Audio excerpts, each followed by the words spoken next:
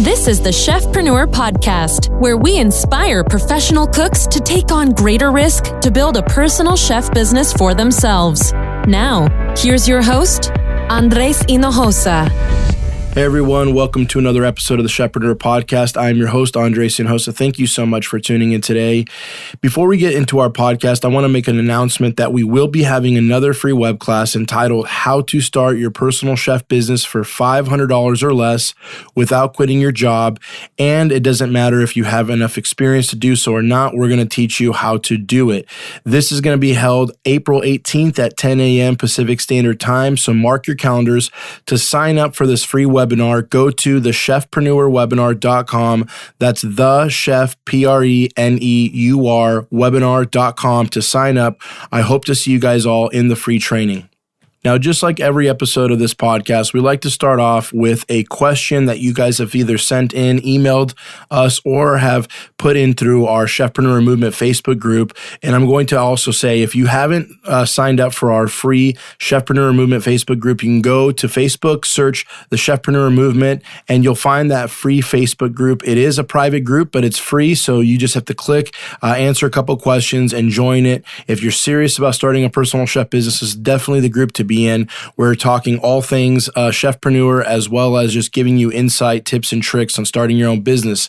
And this last question I wanted to talk about was from Jennifer in the group. And we did a podcast last week on how to charge for your personal chef services. And if you didn't listen to that episode, I highly recommend going back and listening to that podcast because it was a really, really good one. But we did put an article out as well, kind of summarizing that podcast in our group. And she asked specifically about kids and how you charge for children. So this is the answer I gave her because this is how I charge in my personal chef business. So any kid that's 5 years old or younger, I don't charge for them at all because they're really not eating a lot. And depending on, if mommy or daddy is feeding them off their plate or so forth and so on, you know what I mean? There's really no need to charge. But now, if they're 6 to 12 years old, I do charge a kid price. And this can vary according to each one of you.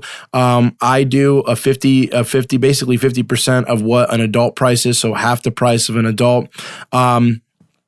And then when it comes to 13 years and older, basically I kind of ask the client what their eating style is and what their eating habits are because, believe it or not, I've actually had some of the 13, 14, and 15-year-olds eat more than the adults. So realistically, it's like, they're still children, but sometimes they're eating more than the adults are. So most clients are very honest about this. They don't really have, they're not really going to shy away from it because they're usually wanting to make sure that there's enough food and that they have a great experience. So they're usually not trying to kind of like squander and try to get something for free or get something discounted because they know how their children eat or how these children that are coming to the event eat. And if it's a weekly meal type service, then usually just depending on, again, the age and how much you're needing to prep and portion for each of those kids will dictate their price. Again, probably 5 and under you don't want to charge for, but anything 6 and above, you want to have some level of charge for them. Obviously,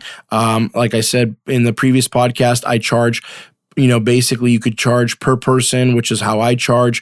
When you're charging by hour and things like that, it makes it a little difficult and a little bit confusing for the client to be charged that way. I like a per person charge, but as well, you can also just do a flat rate for it. And it's still, better than charging by the hour. So Jennifer, that was a great question because I think that was the first time we've actually gotten the question about how we charge for kids. And you know what? It is kind of open for interpretation because in your own business, you can kind of make the shots and make the calls. But that's the guideline that I would give you guys is that you really want to make sure that you're doing it really by the age. That's how I would classify the whole thing. And then, like I said, 13 and above, ask the parents, ask the people that are there, hey, how much is this kid going to eat, right? Because again, sometimes they eat more than the adults. So you want to just make sure that you're covering all your bases as well and that you have ample enough information on providing the best service possible and making sure that they don't run out of food and that you have food to feed everyone. So hope that answered your question, Jennifer. Hey, again, if you guys have any questions that you want on the podcast answered, you guys can go over and send it an email to podcast@chefpreneurprogram.com or support@chefpreneurprogram.com. Either one, just send us an email with your question. Or again, if you sign up for our free Facebook group, the Chefpreneur Movement Facebook group, you guys are able to ask questions in there as well. And we would love to answer them here on this podcast. This is one of my favorite segments that I like to do. So keep those questions coming in and I'll answer them according to what I believe. So now we're going to dive into today's podcast. And today's podcast is titled How We Can Change the Industry. Now, this is something that's been very dear to my heart, and I'm going to kind of give you a backstory on why I'm talking about this particular subject and topic on this podcast today. When I basically had the vision of the Chefpreneur Movement and the Chefpreneur Program, it was really because several things. Number one, I was really, really, really sick and tired of seeing chefs and cooks and people in the industry really broken down and really not getting paid what they deserve, right? They've been underappreciated. They've been underpaid. They've been overworked. Sometimes it's just, we endure so much in this industry, whether it's health-wise or mental-wise or, emotionally, and even relationships have suffered in this industry many, many times over. And to be honest with you, I feel like we almost have to go through that in order for us to feel like we're putting our creative outlets out there and being able to put out what we love to do, right? Which is our creativity and our passion for food.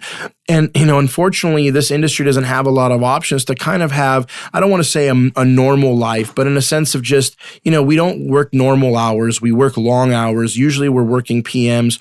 We're sometimes coming home at midnight, 1 a.m. We're pulling out 10, 11, 12-hour shifts. And so this industry is very tough.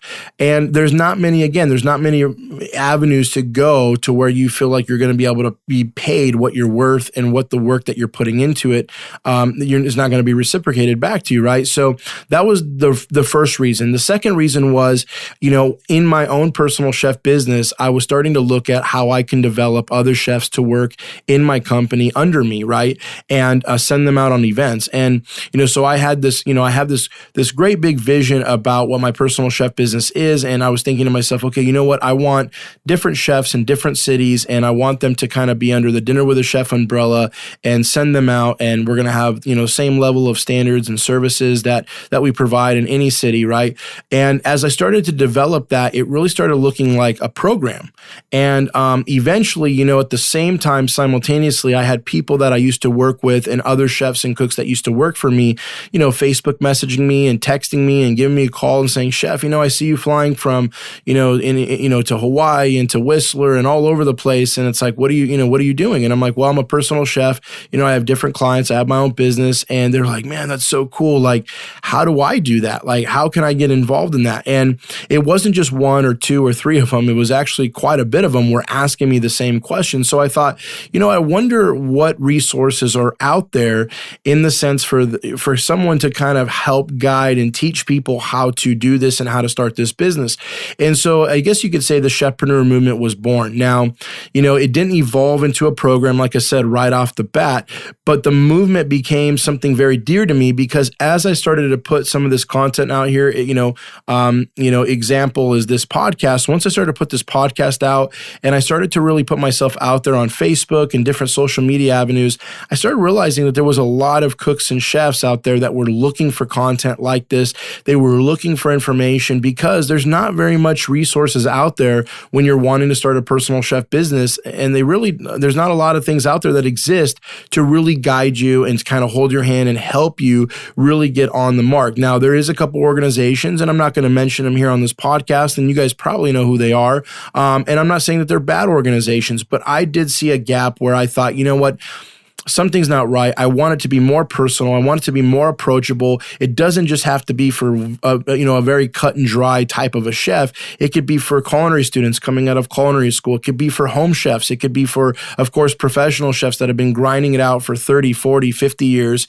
And really, this is really designed for everybody, right? So this movement is for anybody who wants to really take control of their life, put their future in their own hands, and start their own business and do what they were called to do with their passion passion, and really be able to get paid and and feel like you're getting something of what you're worth, as opposed to really not getting paid and not feeling like you're worth anything in some of these kitchen jobs. So that's kind of the whole, I guess you would say, the whole mantra behind what Chefpreneur Movement and what the program is. Now, as I started to develop this movement and I started seeing a bigger vision, I really started to think, you know what, if I can truly ignite as many cooks and chefs as possible to really take a stand for this and start doing this, then I think we can truly change the industry. You know, I've had the pleasure of speaking to many administrators in different Facebook groups, and I'm a member of a lot of chef Facebook groups. You know, and there's a lot of great groups out there, and one of them is Chef Tim Lee. He's one of the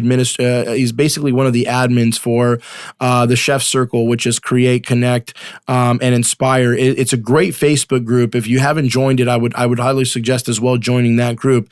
And it's a massive group. I think there's 40,000 plus members in the group now. But I remember when I first started putting out this podcast, you know, he actually reached out to me personally in a private Facebook message and started to really ask me a little bit more about the movement. And as I shared with him my vision, it was pretty crazy, because at the same time he was just stepped out on his own, and he was actually saying, you know, Chef, I would love your advice. I would love some direction and a few things that I'm doing. He's a really smart guy. He's a great guy, by the way. He's kind of my modern day pen pal, if you will. You know, he lives all the way in Perth, Australia, you know, by the way. And so we talk on a regular basis. Great guy.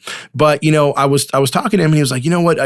I love this. I love this movement. I love your vision for it. And, you know, when he started telling me this stuff, all of a sudden people started to really, like, not only him, but other people started contacting me as well. And as I started seeing this thing grow, and we're really just at the beginning of growing this movement, and we're starting to see a shift right now. We know that the personal chef industry has been growing at a rapid rate for the last probably 10, 15, even 20 years. Even though you might not know, it's been around for a while now, but in the limelight more so than ever nowadays.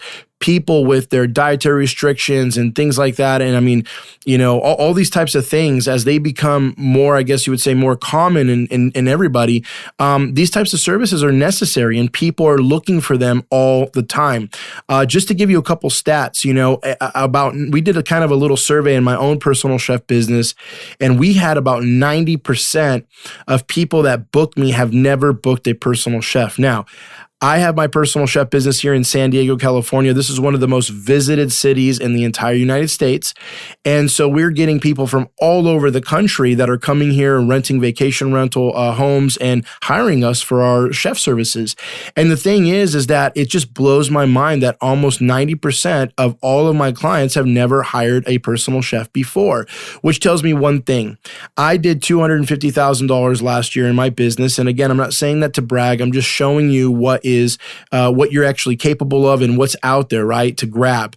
And there's plenty of room for all of us. And the reason why I say that is because if I can pull in $250,000 in my business in revenue, and 90% of the clients that are booking me have never hired a personal chef before, and I'm in a city that has, if you go on Yelp and search, there's over 300 personal chefs just in San Diego alone on Yelp. Now, that's on Yelp. Now, not every single personal chef is on Yelp. So there's probably a good another 100 or so, probably more than that aren't even listed on Yelp. So think about that. I'm in basically a city that I can be potentially competing with 300, 400, 500 other personal chefs, and I'm still able to pull $250,000 down. And at the same time, 90% of my clients have never hired a personal chef.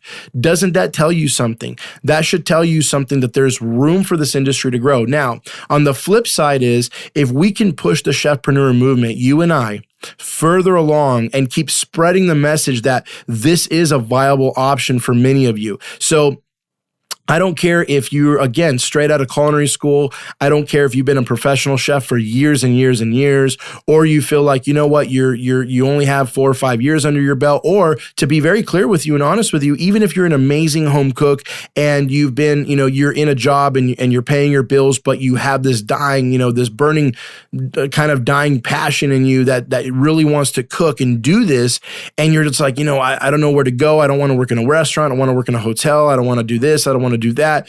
This is probably the perfect business model for you. A personal chef business is amazing. And it's a very great business to get started. And really, like we're doing, like I said, mentioned on our free web class that we're going to be hosting, you don't have to quit your job to start this business. You don't. You can start this as a side business, as a side hustle. And I actually highly basically suggest that in the Chefpreneur program myself. I suggest that to all of our students, is that you don't want to, unless you really want to go for it and you have a plan with savings and all that stuff. But realistically, you don't have to start this full-time right out the gate. You don't have to start this and leave your job. You can start this part-time. And so think about this. Think about it this way, right? A lot of people say, well, chef, I don't want more people, more chefs and cooks around me to, basically start their own personal chef business. Isn't that going to give you more competition? Isn't that going to give me more competition? Let me just give you a simple analogy and a simple story, okay? Uber and Lyft. Uber would be nothing without Lyft, and Lyft would be nothing without Uber. Yes, somebody has to go to the market first, and we all understand that. And if you actually know the story behind Uber, they started in New York City as basically like a lively service, or I think, I don't know, I'm probably butchering that name, but basically, they were professional drivers, right? And the app was created for these professional drivers that drove around the Escalades and the Yukons and the Suburbans, and they were licensed limo drivers. And they created this app just for people in New York, just for those drivers in New York, that if they had downtime, there was a simple app that people could request them digitally on an app. And so that if they didn't have anything scheduled, because most of those limo drivers, again, you book them and you schedule them, and they show up to your house at 9:00 sharp, and they're taking you to the airport, they're taking you to prom, and so forth and so on. And basically it started out that way, right? Where they were basically saying, hey, this is just an app that you can get some additional side income, or not have dead time. So if you're 8 hours in between, picking up someone from the airport and taking someone home from the airport, basically what are you going to do in those 8 hours? You're not a typical cab driver where you're driving around and people are waving you down. You're basically being booked on a per client basis. So they created this app. And long story short, the reason why I'm telling you all this stuff is because it started with a concept in that way. And then as it grew, Uber became this ginormous company now. And on the coattails of that, you have Sidecar and Lyft. And what's funny is the more people that sign up for Lyft and the more people that sign up for Uber, it actually drives the whole kind of ride-sharing business up, right? Because both of them are doing it, because Lyft is going to be able to get their own clients. Uber is going to be able to get their own clients. But if you put all their clients together, you make up a huge portion of the population. And so it actually helped both the companies. Yeah, they're competing against each other for everybody to use either Lyft or Uber or whatever. But, at the same time, that's driving the whole industry up as a whole. And basically, it's the same with personal chefs, right? If we could create a movement, which this Chefpreneur movement is going to be so massive. I know, I feel it, right? I see the vision. And if I can inspire as many chefs and cooks to really start their own thing and do their own thing, then you're going to have every niche available, right? People are going to be able to book you for sushi, be able to book you for Italian food, Asian food, Latin American food, whatever your heart desires, whatever your passion is, and you start that business, you're going to be able to fulfill so many different clients. And guess what? In the future, clients will be saying, hey, we don't want to go to a restaurant. Why don't we just hire a personal chef? Well, we had this personal chef last week. This week we want this. Or, for my 40th birthday, I want sushi. For my 50th birthday, I want like a full-blown upscale 5-course, tasting Mediterranean menu. Whatever their heart desires, they're going to be able to find it in a personal chef. And the more that clients are aware of using personal chefs, realistically, a lot of them will stop going to restaurants for special occasions, for special events. They'll start using personal chefs. And the more of us that are out there, the industry grows on the client side, right? Because the clients are more aware. There's more options for them. They start using us more, which then in turn gives us more business collaboratively as a whole, as an industry. And realistically, we start chiseling away some of that money from the restaurants and the hotels and people going to dining at these different facilities and different places, because they're going to be like, well, you know what? We should just hire a personal chef instead. It's just so much better. And so the more of us that are out there, the more the client base grows. And the more the client base grows, it's better for all of us, right? And yes, we might be competing a little bit with one another. And I teach in the program actually how to develop your niche and how to really hone in on what your passions are. And all of us as chefs and cooks really have different passions when it comes to food. Some of us love doing kind of authentic food, and some of us like doing molecular gastronomy, and some of us love doing sushi. Some of us are wanting to go more, into diabetic friendly food or keto food or diet food or whatever, right? Paleo. And there's just, the list goes on and on. And so there's such an abundance of market out there that there's so much room for us to grow. And I truly believe we can change the industry. And I want to help change the industry one chef at a time, one personal chef business at a time. And when enough of us are out there, trust me, we're going to make a statement. We're going to make a statement not only to the client, but to the culinary industry as a whole. And then restaurants are going to say, man, what's going on? Why is my business declining around here? What's going on? And then they're starting to talk to some of their clients that maybe come in once a month instead of once every 2 weeks. And they're wondering, hey, we had a personal chef a couple of times. Oh, that's a cool experience, right? And we start to slowly, and again, I'm not trying to put restaurants out of business or anything like that. I truly believe that, no offense, restaurants are going to be around forever because restaurants are restaurants. I mean, it's real easy when you're hungry to just walk into a restaurant, buy something to eat and walk out, right? And we've talked about it on this podcast that people don't hire a personal chef because they're hungry.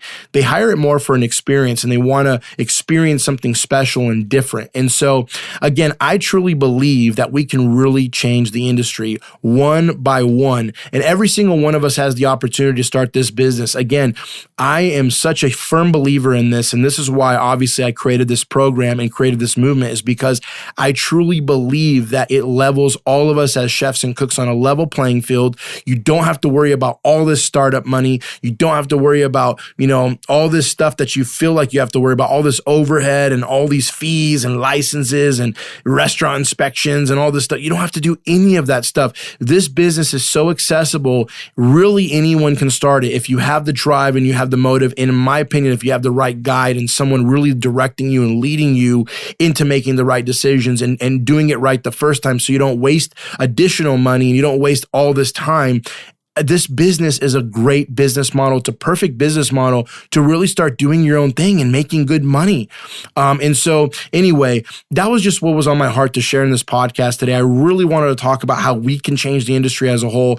And listen, the Chefpreneur Movement is all about motivating, educating, and inspiring chefs and cooks to really take a stand for their personal freedom by breaking the chains of a kitchen job, J.O.B, just over broke, and really building their own empire, right? I truly believe that the future is yours and you can put it into your own hands. You don't have to put it into someone else's hands anymore. You can take control back of your future, take control back of your passion, take control back of your life.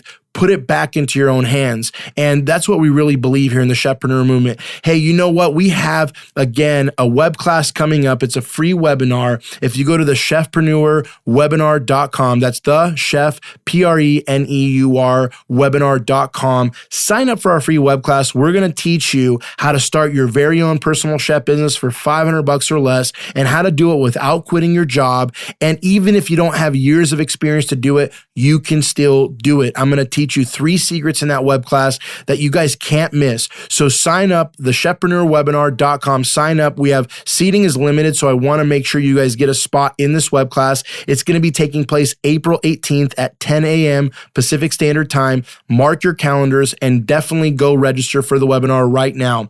Also, subscribe to our YouTube channel where you can listen to all these podcasts as well. We send our podcast to YouTube and we put them on there as well. And we also have some really cool videos. We're going to be launching something very special. I don't want to announce it yet, but it's going to be a really, really cool 30-day, basically 30 episodes in 30 days. We're going to be launching something very soon. I don't want to tell you what it's all about. I'm going to let you know next week on next week's podcast, but it's going to be an awesome series, and you guys won't want to miss that as well. So make sure you go over to YouTube, subscribe to our channel. So just go to YouTube, search Chefpreneur in the title search, and just as Chef, Chefpreneur. Just search it. You'll see the group, you'll see the channel pop up. Make sure you subscribe and click on that notification button to get notified when we send out a new video on our YouTube channel. And as well, again, make sure you sign up for our Facebook group, the Chefpreneur Movement Facebook group. It's completely free. It is a private group, but it's completely free. All you have to do is just